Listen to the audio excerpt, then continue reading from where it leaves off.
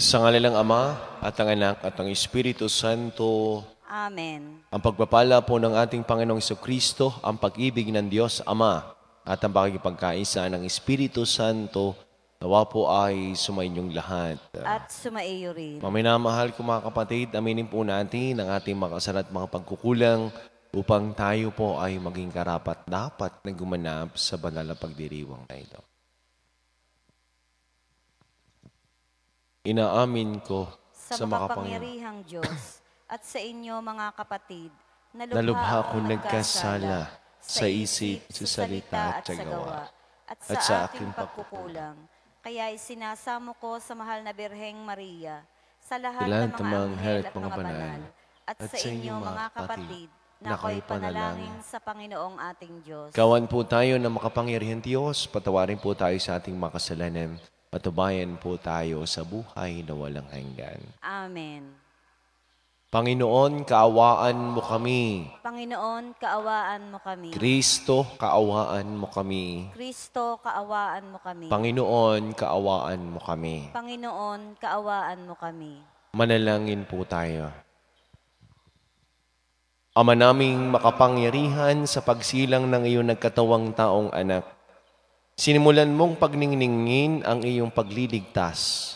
Pagkalooban mo kami ng pananampalatayang matatag upang sa iyong pagtataguyod, kami ay sumapit sa iyong pinangakong marilag na hinaharap sa pamamagitan ng iyong anak kasama ng Espiritu Santo magpasawalang hanggan. Amen.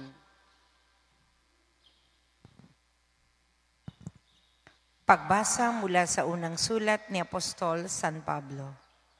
Minamahal kong mga kapatid, ito ang aral na narinig na ninyo sa simula pang mag-ibigan tayo. Huwag tayong tumulad kay Cain. Siya'y anak ng Diablo. Pinatay niya ang kanyang kapatid. Bakit? Sapagkat masasama ang kanyang gawa, ngunit matutuwid ang gawa ng kanyang kapatid. Kaya mga kapatid, huwag kayong magtaka kung kinapopuotan kayo ng sanlibutan. Nalalaman nating lumipat na tayo sa buhay mula sa kamatayan, sapagkat iniibig natin ang ating mga kapatid. Ang hindi umiibig ay nananatili sa kamatayan. Mamamatay tao ang napupuot sa kanyang kapatid, at nalalaman ninyong ang buhay na walang hanggan ay wala sa mamamatay tao. Dito natin nakikilala ang tunay na pag-ibig. Inialay ni Kristo ang kanyang buhay dahil sa atin. Dapat din nating ialay ang ating buhay dahil sa mga kapatid. Kapag nakita ng sino mang may kaya sa buhay ang kanyang kapatid na nangangailangan at hindi niya ito tinulungan, paano niya masasabing siya'y umiibig sa Diyos? Mga anak, huwag tayong umibig sa pamamagitan ng salita o wika lamang. Ipakita natin ang tunay na pag-ibig sa pamamagitan ng gawa. Dahil natin makikilalang tayo'y nasa panig ng katotohanan at matatahimik ang ating buti sa harapan ng Diyos dahil sakali mang tayo'y usigin niyon. Sapagkat ang Diyos ay higit sa ating budhi at alam niya ang lahat ng bagay. Mga minamahal, kung hindi tayo inuusig ng ating buti, panatag ang ating loob na makalalapit sa Diyos. Ang salita ng Diyos. Salamat sa Diyos. Salmong tugunan. Purihin ang lahat ng Diyos, parangalan siyang malugod. Purihin ng lahat ang Diyos, parangalan siyang malugod. Umawit sa kagalakan ang lahat ng mga bansa. Panginooy papurihan, paglingkuran siyang kusa. Lumapit sa harap niya at umawit na may tuwa. Purihin ng lahat ng Diyos, parangalan siyang malugod. Ang Panginooy ating Diyos, ito'y dapat malaman. Tayo'y kanyang-kanyang lahat, tayong lahat na nilalang. Lahat tayo'y bayan niya, kabilang sa kaniyang kawan. Purihin ng lahat ang Diyos, parangalan siyang malugod. Pumasok lahat sa kanyang templo na ang puso'y nagdiriwang. Umaawit nagpupuri sa loob ng dakong banal. Purihin ang ngalan niya at siya'y pasalamatan. Purihin ng lahat ang Diyos, parangalan siyang malugod. Mabuti ang Panginoon, pag-ibig niya'y walang hanggan. Siya'y Diyos na mabutit, laging tapat kailanman. Purihin ng lahat ang Diyos, parangalan siya't malugod.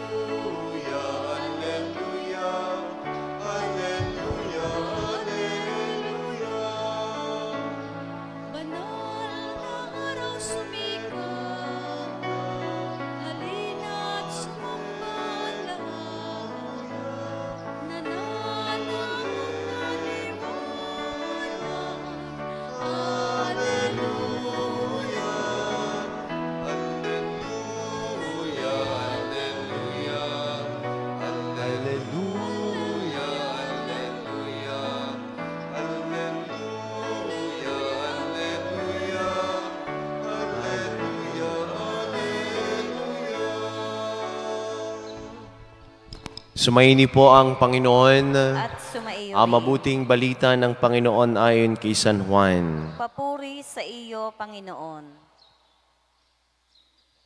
Noong panahong iyon, minabuti ni Jesus na magpunta sa Galilea.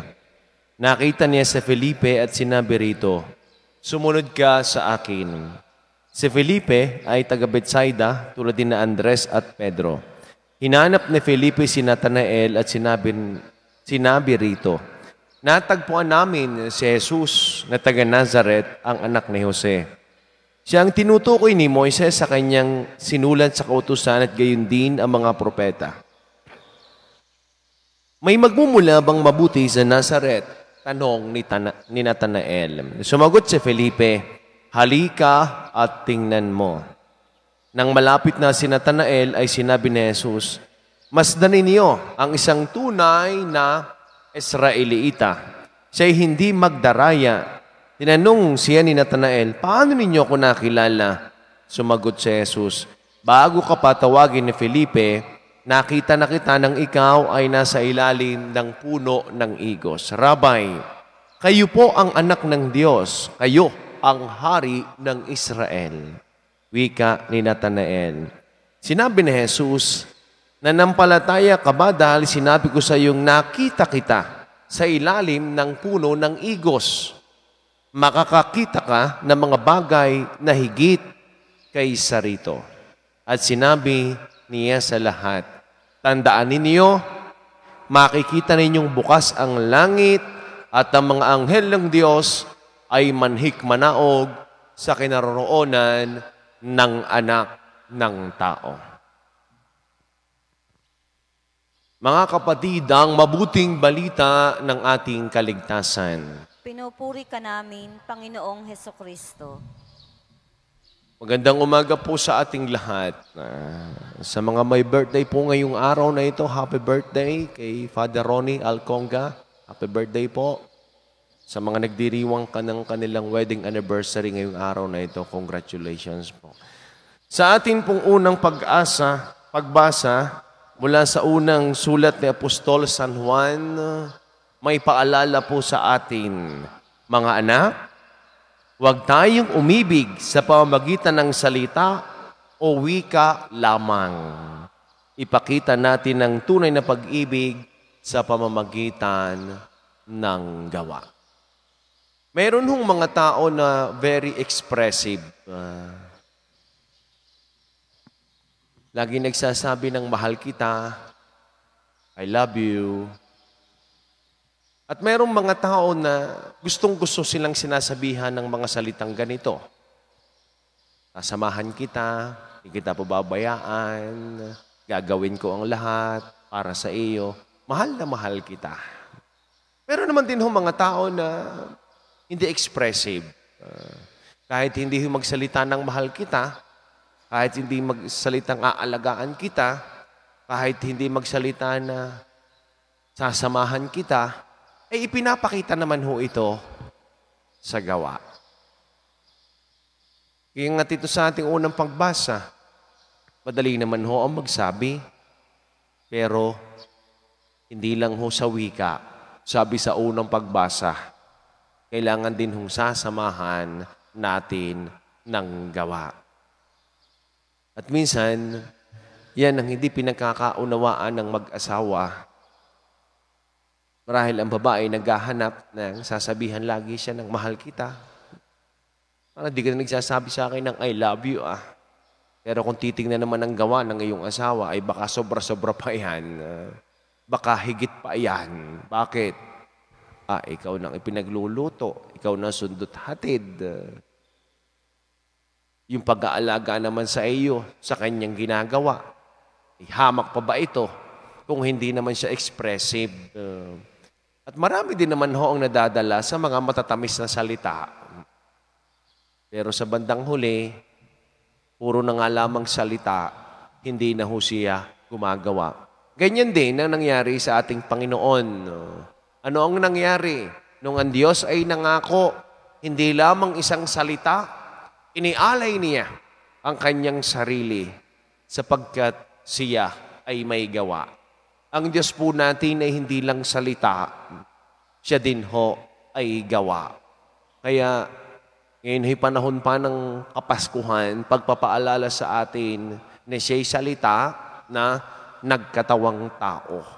At sa atin ng Ebanghelyo, ay pinapaalahanan na naman ho tayo, kasunod ho ito ng Ebanghelyo kahapon, ang pagtawag kina Andres at saka kay Simon sa magkapatid, kay Andrew at Peter. Ngayon naman ay ang pagtawag naman ni Natanael o mas kilala ho nating si Bartolomeo. Nung unang tumawag sa kanya ay si Felipe.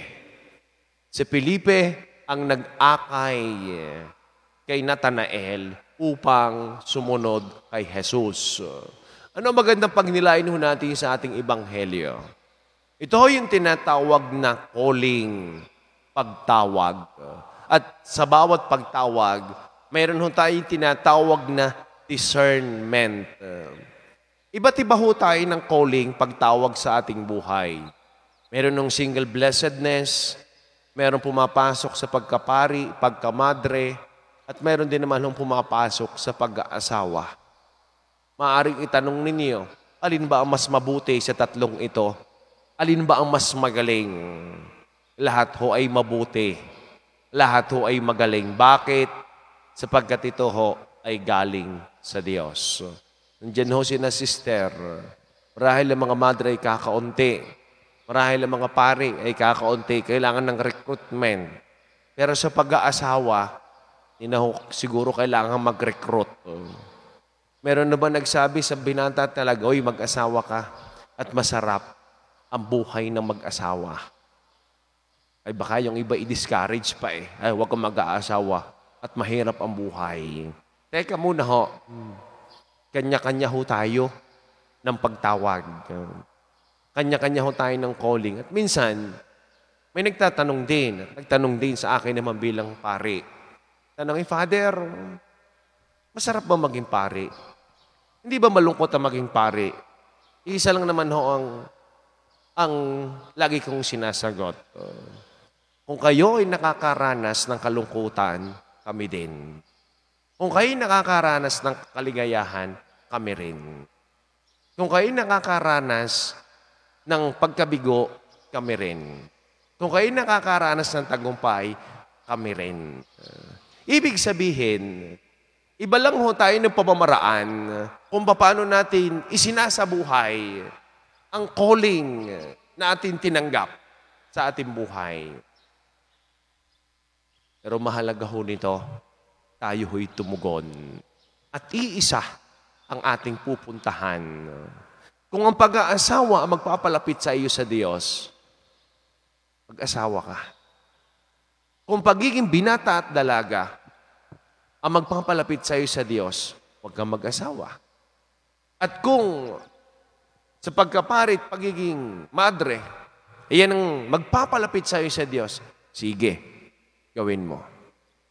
Pero kung ikaw ay mag-aasawa at magiging miserable ang inyong magiging buhay na mag-asawa. At kung ikaw ay nais magpare at maging madre, at kung ang iyong buhay sa tingin mo magiging miserable at mas lalong lalayo pa sa Diyos, huwag ka nang pumasok sa seminaryo. Huwag ka nang pumasok sa pagmamadre. Bakit? Sapagkat ito ay calling. Sapagkat kailangan natin ng discernment. Ang natural sa buhay ng tao, babae at lalaki, ay pag-aasawa. Kaya nga, hindi na kailangan ng recruitment Yung sinasaway mo, wag na mag-asawa, nag-aasawa pa rin. It's natural. Pero ito'y gift din Ang pagpapamilya ay biyaya. Tulad nito, you will see greater things. At yan, ang pangako ng Diyos kay Nathanael. Sana sa mga papasok seminaryo o kaya sa pagmamadre, you will see greater things. Sa papasok sa buhay mag-asawa, you will see greater things also. Sa mga hindi mag-aasawa at mamumuhay ng binata talaga, sana you will see also greater things. Narinig natin na ang salita ng Diyos na pinahayag sa atin. Nakikita niya ang ating mga tapat na pagsisikap na mamuhay ng matuwid at muli nating hinihiling ang kanyang tulong. Ang ating puntugon, Ama ni Jesus, dinggin mo ang aming panalangin. Ama ni Jesus, dinggin mo ang aming panalangin.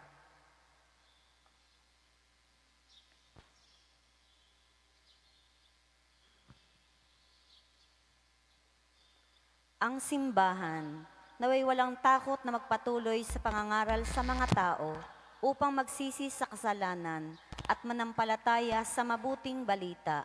Manalangin tayo sa Panginoon. Ama ni Jesus, dinggin mo ang aming panalangin. Anuman ang kanilang kalagayan sa buhay, naway higit pang maraming tao ang magpahayag ng kanilang pananampalataya sa Diyos. Manalangin tayo sa Panginoon. Ama ni Jesus, dinggin mo ang aming panalangin. Ang mga pamilya, naway magsikap na gawin ang kanilang tahanan bilang mga lugar kung saan maririnig ng mga bata na tinatawag sila ng Diyos sa kanilang pangalan. Manalangin tayo sa Panginoon. Ama ni Jesus, dinggin mo ang aming panalangin. Tayo naway manangan sa mga walang hanggang katotohanan ng mabuting balita ni Kristo at ng simbahan. Manalangin tayo sa Panginoon. Ama ni Jesus, dinggin mo ang aming panalangin. Ang mga yumao, naway makatagpo ng kapayapaan at kaligtasan sa kaharian ng Diyos. Manalangin tayo sa Panginoon. Ama ni Jesus, dinggin mo ang aming panalangin.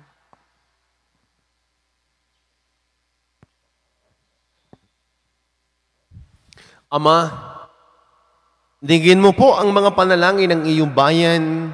Huwag mo nawang bigyang pansin ng aming mga makasalanang gawi, kung hindi pakita sa amin ang iyong habag. Inihiling po namin ito sa pamamagitan ni Kristong aming Panginoon. Amen.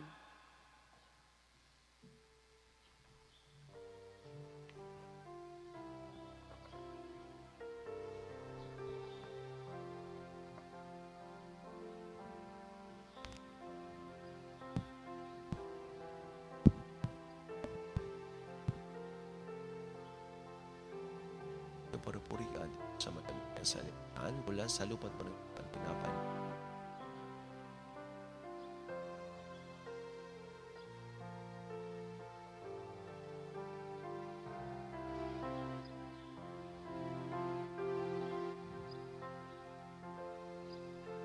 Purpuri Diyos sa malambing salitaan mula sa katas ng tuba sa pagpabarak na ito para mag-inuming nagbibigay ng iyong wisdom.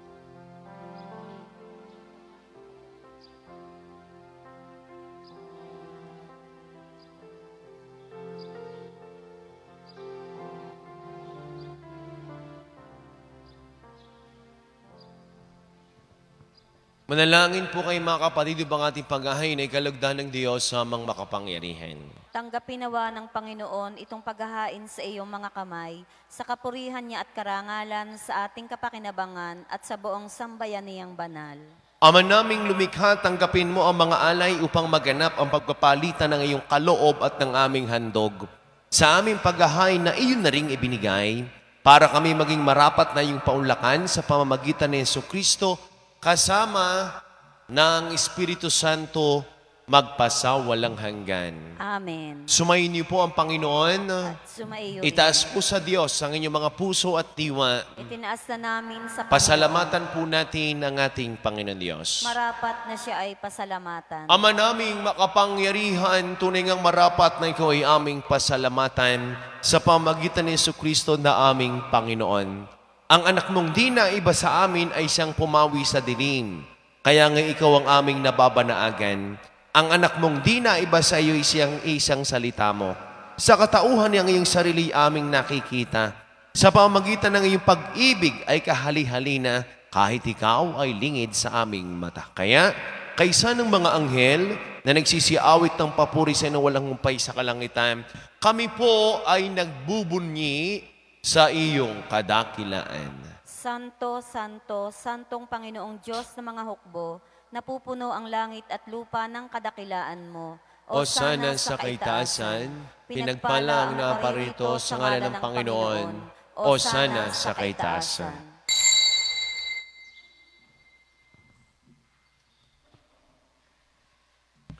Ama naming banal, ikaw po ang bukal ng tanang kabanalan, kaya't sa pamagitan ng iyong Espiritu ngayon pong banal lamang kaloob na ito upang para sa amin ay maging katawan at tugo ng aming Panginoong Jesucristo. Bago niya, pinagtiisang kusang loob na maging handog, hinawakan niya ang tinapay, pinasalamatan kaniya.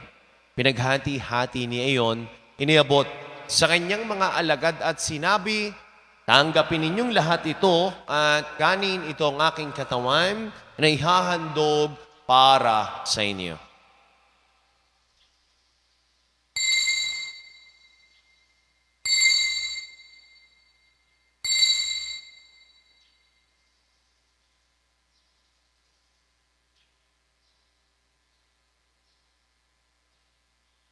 Gayon din naman nung matapos ang hapunan, hinawakan niyang kalis, muli kanyang pinasalamatan. Inibuti ang kalis sa kanyang mga alagad at sinabi, tanggapin ninyong lahat ito at inumin ito ang kalis ng aking dugo ng bago at wala hanggang tipan. Ang aking dugo na ibubus para sa inyo at para sa lahat. Sa iya pagpapatawad ng mga kasalanan, gawin ninyo ito sa pag-alaala sa akin.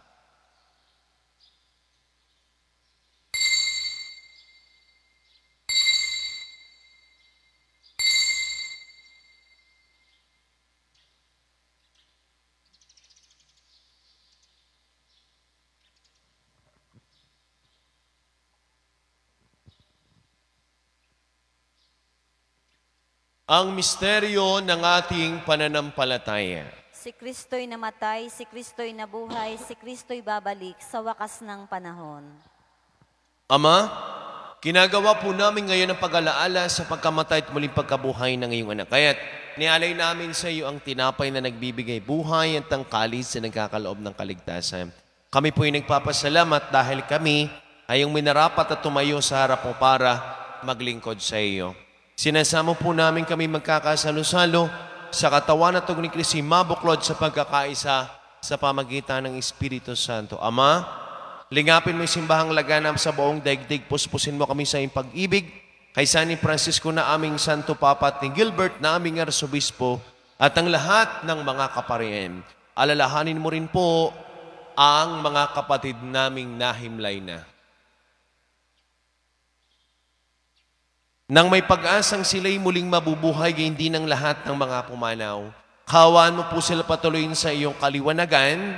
Kawaan mo po pagindapating kaming lahat na makasalo sa iyong buhay na walang wakas. Kaysa ng mahal na Birheng Maria ng Diyos ni Poong San Jose, ang ating ding patron, kaysa ng lahat ng mga apostol at ng lahat ng mga banal na namuhay di sa daigdig ng kalugod-lugod sa iyo. May pagdiwang nawa po namin ang pagpupuri sa kararangal mo sa pamagitan ng anak na aming Panginoong Heso Kristo.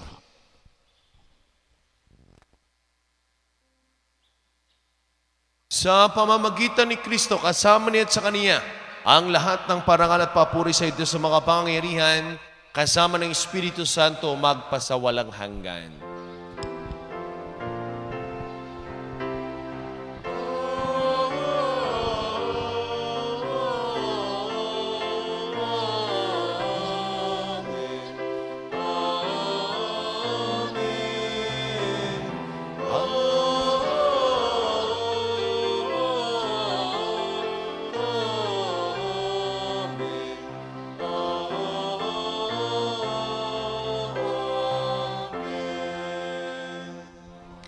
Sama-sama po nating awitin na may kababaan ng loob at lakas ng loob ang panalangin tinuro sa atin ng ating Panginoong Jesucristo, ang Ama namin. Ama namin, sumasalangit ka, sambahin ang ngalan mo, mapasa amin ang kaharian mo, sundin ang loob mo dito sa lupa para nang sa langit.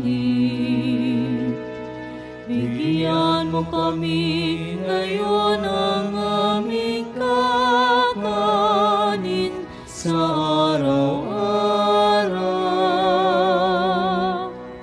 at patawarin mo kami sa aming mga sala, para ng pagpapatawad namin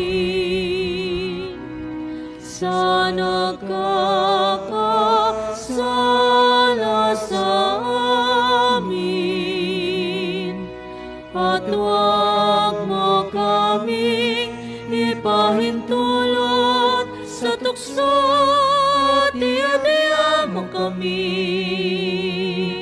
sa lahat ng masama. Inihiling po namin kami adiyan sa lahat ng masama, pagkalooban ng kapayapaan, araw-araw ligtas sa kasalanan, at ilayo sa lahat ng kapahamakan. Samantalang aming pinananabigan ng dakilang araw ng pagpapahayag ng tagapagligtas naming si Heso Kristo. Sapagkat iyo ang kaharian at ang kapangyarihan at ang kapurihan magpakailanman. Amen. Panginoong Jesucristo, sinabi mo sa iyong mga apostol, kapayapaan ang iniiwan ko sa inyo. Ang aking kapayapaan ang ibinibigay ko sa intungayan mong aming pananampalataya at huwag aming mga pagkakasala. Pagkaloob po kami ng kapayapaan at pagkakaisa ayon sa iyong kalooban, kasama ng Espiritu Santo, magpasawalang hanggan. Amen. Ang kapayapaan po ng Panginoon ay lagi nang sumainyo. At sumaiyo rin. Bigayan po kayo ng kapayapaan sa bawat isa. Peace be with you po. Kordero ng Diyos na nag-aalis sa mga kasalanan ng sanlibutan, maawa ka sa amin. Kordero ng Diyos na nag-aalis ng mga kasalanan ng sanlibutan, maawa ka sa amin. Kordero ng Diyos na nag-aalis sa mga kasalanan ng sanlibutan, ipagkaloob mo sa amin ang kapayapaan.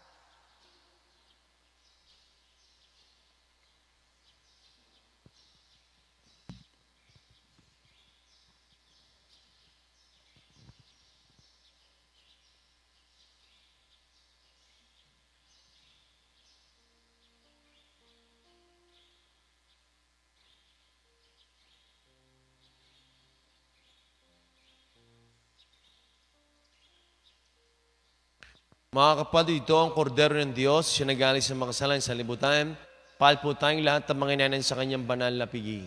Panginoon, hindi ako karapat-dapat na magpatuloy sa iyo, ngunit sa isang salita mo lamang ay gagaling na ako. Ang katawan ni Kristo. Amen.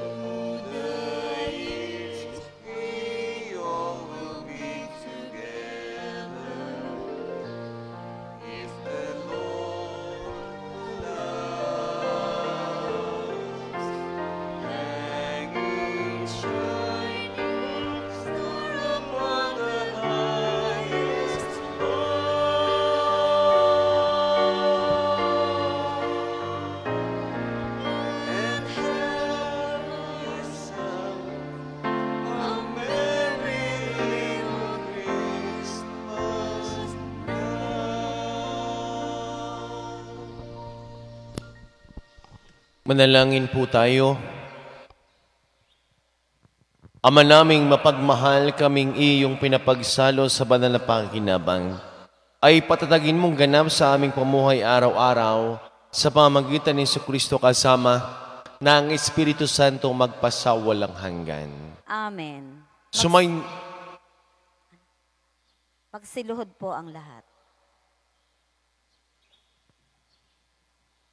Pasasalamat at parangal, handog namin amang banal, sa gintumong pahalaga sa Archdiocese ng Lipa, bininghasik sa mabuting lupa, alalaumbaga, bunga ay sagana, Batanggenyo man may pusong dumamay, agad at may kusa tuwing kagipitan, saknungan at bayanihan, karanasan namit buhay, pamanapot aming yaman, kaloob nyo amay kapal, opo pa rin, Panginoon, walang yabang naming tugon, sa iyong yakag at paghamon, sa pagsampalataya ay yumabong. Berhen ng Kaysasay, opo ang San Jose, ipanalangin niyo kami. Sumaini po ang Panginoon. At sumaiyo rin. Makikiyuko po ng inyong mga ulo para po sa pagbabasbas. Pagpalain nawa kayo at ingatan ng Panginoon ngayon at magpasawalang hanggan. Amen. Naway kahabagan niya kayo at subaybayan ngayon at magpasawalang hanggan. Amen. Lingapin naman niya kayo at bigyan ng kapayapaan ngayon at magpasawalang hanggan. Amen. At pagpalain po kayo lahat kasama na po inyong buong pamilya at ang ating mapagmahal na Diyos sa ngalan ng Ama at ng Anak at ng Espiritu Santo. Amen. Ang misa po'y naialay na, taglayin po ninyo ang pag-ibig ng Diyos. Salamat sa Diyos. Magandang umaga po sa ating lahat.